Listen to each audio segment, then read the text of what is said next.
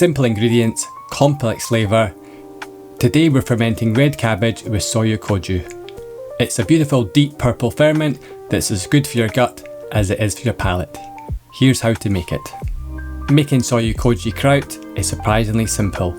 You only need a few essentials, 1 red cabbage, some Shio Koji, and your choice of spices. For this batch, I'm going to use star anise and cloves. For the most accurate results, I recommend using a precision scale for your smaller measurements and a standard kitchen scale for the weight of your cabbage.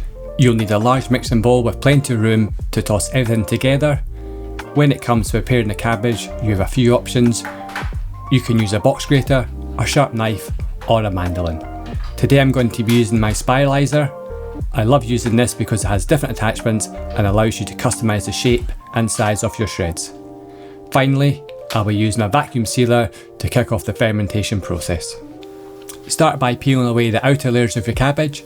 This ensures you're only using the freshest parts of your kraut. Don't toss the outer layers away, set them aside, and we'll use them later to weigh down the cabbage once it's in the jar. Next, it's time to shred the cabbage. You want to get it as fine as possible. By shredding it thinly, you create a more surface area for the salt to interact with. This breaks down the cell walls much faster, helping the cabbage release its natural juices. That extra liquid is crucial. It creates the brine that keeps your kraut fully submerged and safe from mould. Once your cabbage is shredded, it's time to weigh it. This measurement is crucial as it determines the amount of Shio Koji you will need for the ferment. The salt within the Shio Koji is essential for 2 reasons. It draws out the cabbage's natural juices to form the protective brine, and it acts as a biological filter. Since the Shio Koji is a blend of rice, water and salt, we'll be using a higher ratio by weight than we would normally use for additional dry salt. Today I'll be using a 10% ratio to ensure a safe, rich flavour fermentation.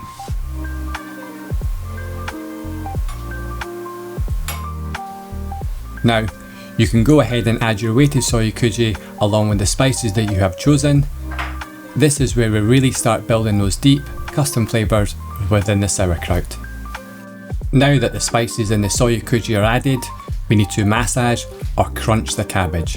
We do this to break down the tough cell walls, which helps the cabbage release the natural juices much faster. This creates the brine that we need to keep the cabbage submerged, ensuring an oxygen-free environment where the healthy probiotics can thrive while keeping the mould away.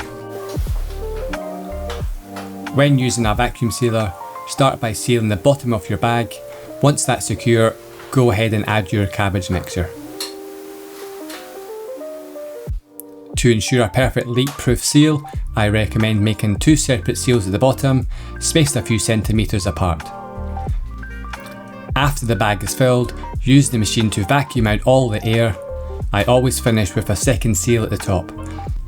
This provides extra security so the bag remains airtight even when the fermentation gases cause it to expand. With your kraut fully sealed, leave it for a few days for the fermentation process to occur. Day 5 to 7 is when you will start to see a change in your ferment. The change is the carbon dioxide produced by the fermentation process. It means that bacteria are officially taking over and your flavours are developing. Now it is time to open the bag and release the gas. Taking a knife or a pair of scissors, carefully cut open the bag. With the bag open, it's time to move our kraut into long-term storage. Start transferring it into a sterilised jar, packing it down firmly as you go.